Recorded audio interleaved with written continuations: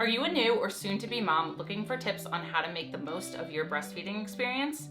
Well, in this video, I'll be showing you my top 10 tips for breastfeeding that helped me, or that I wish I knew when I first had my baby. My name is Jess, and here on The Innovative Mama, you'll find videos on pregnancy and parenting, along with fun, educational activities for your little ones. So make sure to hit that subscribe button and hit the notification bell if those are things you're interested in. Just a quick little disclaimer, I am not a medical professional and none of this is to be taken as medical advice. These are just some of the things that helped me personally along my breastfeeding journey. So always talk to your medical professional about what is right for you. So let's jump into my top 10 breastfeeding tips for new moms. So my first tip is to take a course about breastfeeding. If possible, I'd recommend taking one before you give birth. I took the Milkology Ultimate Breastfeeding course and would highly recommend it. It was all online, so it could be done from the comfort of your own home. Not to mention, it's super affordable. I think at the time of making this video, it was under $20. Stacy Stewart, who created the course, is a certified lactation educator. She takes you through tons of different aspects of breastfeeding, like the benefits, the process, what to expect, and different techniques.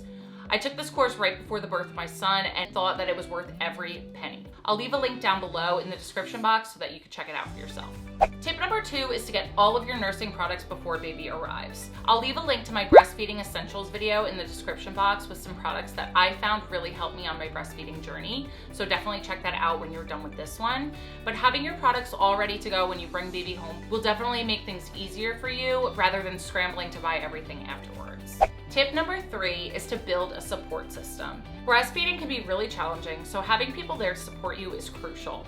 If you do choose to take a breastfeeding course, I would highly recommend having your partner join you so they know what to expect during your breastfeeding journey. Also, talk to friends or family members who you know that have successfully breastfed so you can go to them with questions or when you're looking for support if and when your journey gets tough. You can also join breastfeeding support groups on places like Facebook and connect with other women who are going through what you are. Tip number 4 is to download a breastfeeding tracking app. I personally use Glow Baby to track feeding, sleep, and diaper changes when my little guy was first born. Even if you're feeding on demand and not putting a time limit on breastfeeding, it's great to track how long baby's feeding for and which breast you fed from last. Trust me, when you have mom brain in the beginning, tracker apps are definitely really helpful. You might be surprised how much a sleep-deprived brain can forget. Tip number 5 is to speak with a lactation consultant. I actually recommend doing this before you have your baby if possible. My doctor's office actually offered a free meeting with the hospital's lactation consultant before birth. So it was really nice for my husband and I to be able to go and speak with her about any concerns we had and what to expect. It was also nice to meet her before having the baby because she was a familiar face after giving birth. So definitely check if your doctor's office or local hospital offers this option. If you're having trouble breastfeeding after coming home or even while still in the hospital, definitely make sure you speak to a lactation consultant. I was so happy and thankful that I utilized these services both in and out of the hospital because I was able to fix the problems that I was having when I first started. I actually visited a special breastfeeding center where they take a really close look at everything and weigh your baby before and after a feeding to see how much they're getting. I was having some major pain in the beginning and was able to get some help and tips to make sure my son was getting a good latch every time, which definitely improved my issues. So definitely be sure to ask your healthcare provider about some recommendations. Another tip I have is to try different positions.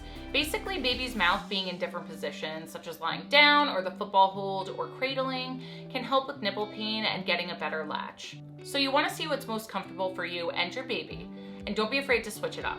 The beginning is a lot of experimentation and seeing what works for you and your baby individually. The next tip I have is to set up a breastfeeding station. Create a space where you feel comfortable and set up all of your nursing products there. I had 2 spots, one downstairs and one upstairs. Here's where I kept things like my boppy pillow, nipple cream, nursing pads, books, my breast pump, and extra bottles of water. It's just nice to have your own little quiet spot to go every time. So tip number 8 is to relax. I know it's so stressful being a new parent, but do your best to try and relax. Going back on our last tip, try and set up your breastfeeding station in a place that's comfortable and quiet with a chair that has really good back support. I could definitely tell a difference in my letdown reflex when I was stressed versus calm. Being in a more relaxed state helps the letdown reflex and allows for better bonding session between mom and baby. So definitely try and take a few deep breaths and close out the stressors. Maybe play some relaxing music, whatever works for you. Tip number 9 is something I wish I knew before breastfeeding because I feel like I would have saved myself a world of pain.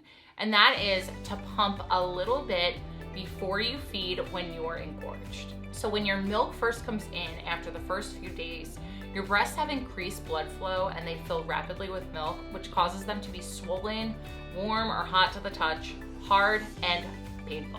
This feeling can be super uncomfortable. I unfortunately learned the hard way that if you feed baby like this, you can cause some really bad nipple damage. Sorry if that's TMI, but I want to save you guys from going through what I did.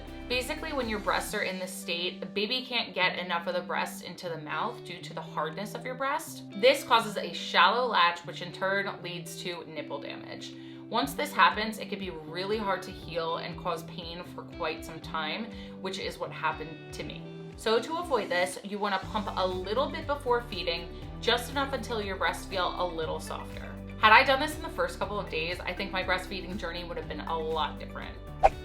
The last tip I have is to always break the seal if you need to take baby off of the breast.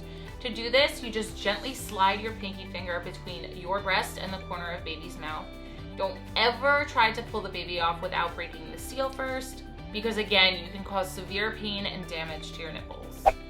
So I hope you found these tips helpful. If you did, please give this video a thumbs up. Comment below on which tip you found to be the most helpful, or let me know if you know of any others that I didn't mention.